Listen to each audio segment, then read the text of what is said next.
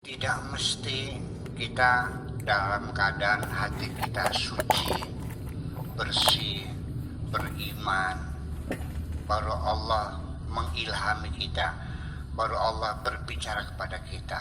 Semua manusia, baik yang jahat maupun yang baik, yang soleh, yang musyrik, yang kafir, yang beriman, semuanya semua diberlakukan sama. Tuhan berkomunikasi dengan semua makhluknya.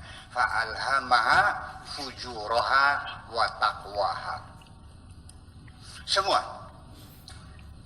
Hanya saja kita tidak sadar bahwa itu kita lagi diajak bicara oleh Tuhan, karena kita tidak mengerti.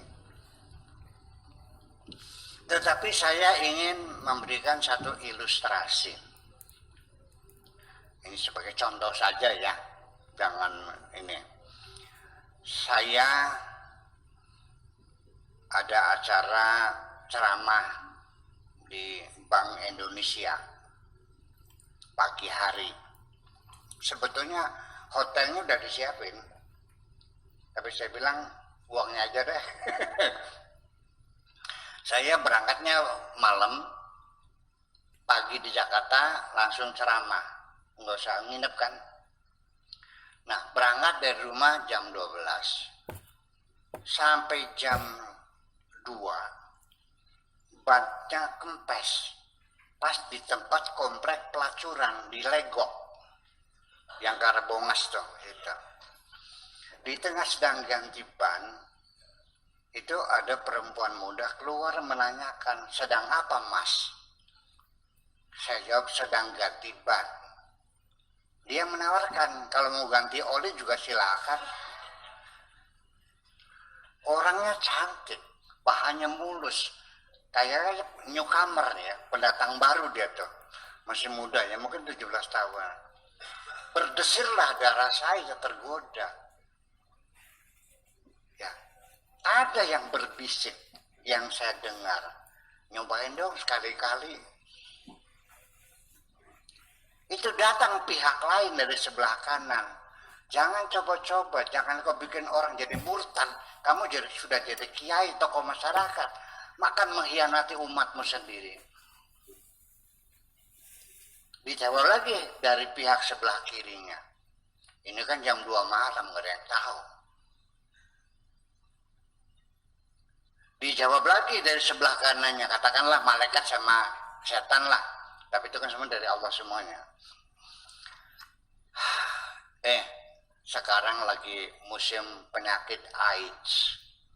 Mampus lo. Kata Allahnya begitu. Kata setannya, ya kan bisa pakai kondom. Kondom zaman sekarang banyak yang bocor. Kata setannya, ya didobel aja. Lalu bisik lagi, ya kalau double gimana enaknya.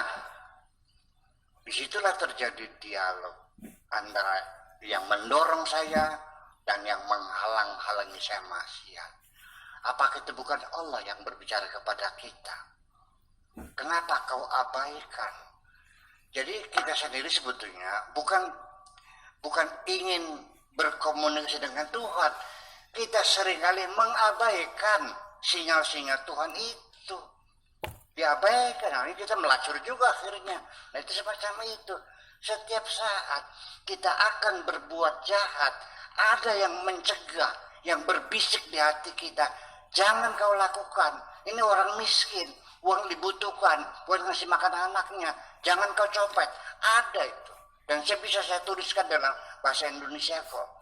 Dan itu bisikan-bisikan itu tetap bila sautin wala harfin, tanpa suara dan tanpa huruf. Gak ada suaranya, tapi saya paham.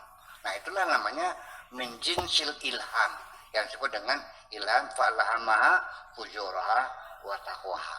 Kemudian yang kedua persoalan kesaktian itu namanya kasyaf. Jadi kalau dia bisa melihat sesuatu yang bakal terjadi, atau dia bisa menerawang sesuatu yang dulu pernah terjadi, itu namanya kasyaf. Nah, saya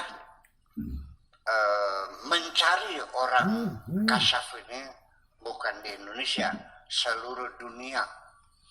Ya. Di Tunisia itu saya menguber ada orang yang perempuan kasyafa.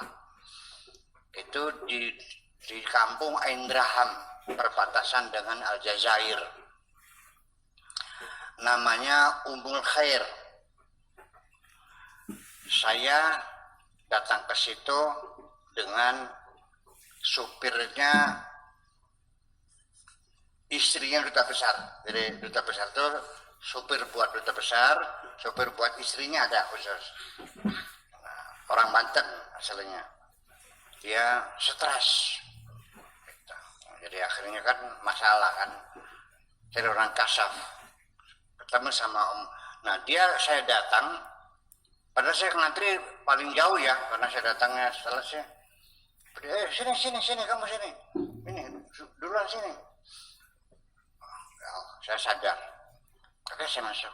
Yuk masuk dulu, biar nanti ini mana orang sini. Kamu orang asing kan, orang dari Cina. Ya, gitu. Ada apa? Saya bilang ini sopir istri duta besar, stres. Dia minta saya beli jintan hitam, satu bungkus. Memang sudah disediakan di warung-warung situ. Dia taruh jintan hitam itu di tangan, terus dia tutupi dengan roknya. Dia pakai rok, duduknya ngelepor begini, gitu begini. Ini anak dulu katanya pernah ngedandanin mobil. Dia di kolong mobil sedang membuka karter, tiba-tiba dongkraknya jatuh, lepas. Ya. Hampir mengenai kepalanya. Untung dia selamat. Tapi traumatiknya sampai sekarang keterkejut itu masih tetap membuat jadi dia gemeteran. Orang Tunisia di Aindraham, ininya orang Banten. Apa yang terjadi sekian puluh tahun yang lalu bisa tahu apa namanya itu? Itu namanya kasyaf. Nah, saya melihat itu adalah satu kelebihan. Iya, kita hormati, kita syukuri ada orang punya kelebihan kasyaf. Tapi bagi saya itu bukan tujuan saya. Kasyaf saya bukan kepada peristiwa-peristiwa, bukan kepada manusia. Saya ingin kasyaf saya dengan Tuhan saya sendiri. Ya, itu bukan paham tentang peristiwa, tapi saya paham dengan Tuhan saya semacam itu. Jadi persoalan masalah kasyaf itu ternyata orang yang asli, sakti asli dari Allah, itu namanya Syekh Mustafa di Indonesia juga, di Indonesia kota.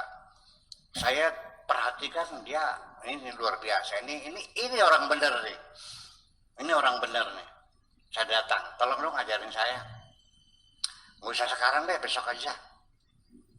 Ya udah, jam berapa? Jam 10. Ya udah, saya datang. Hari Minggu. Datang hari Minggu, saya ketok pintu, gak ada yang buka. Saya nama tetangganya, bilangnya, udah mati. Udah dikubur tadi pagi.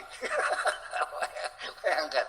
Jadi artinya ini di dalam beberapa saya temukan di kitab-kitab tasawuf ya, Qasasul Aulia. Wali yang sesungguhnya ketika ada seseorang yang memperhatikan, lalu sampai dia meyakini ini waliullah, dia akan melarikan diri, dia akan bersembunyi kok. Apalagi ngaku saya wali.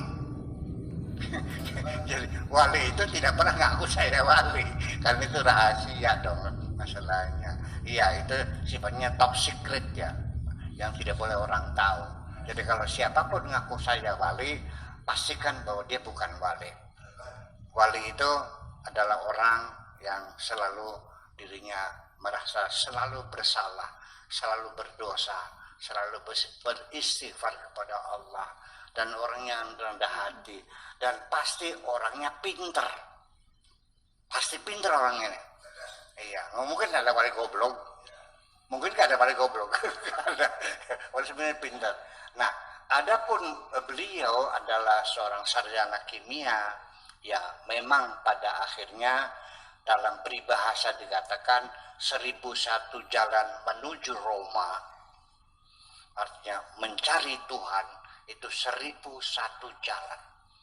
Dari jalan kesenian bisa ketemu Tuhan, dari teknologi ketemu Tuhan, fisika nuklir ketemu Tuhan, ya sastra ketemu Tuhan, kimia ketemu Tuhan.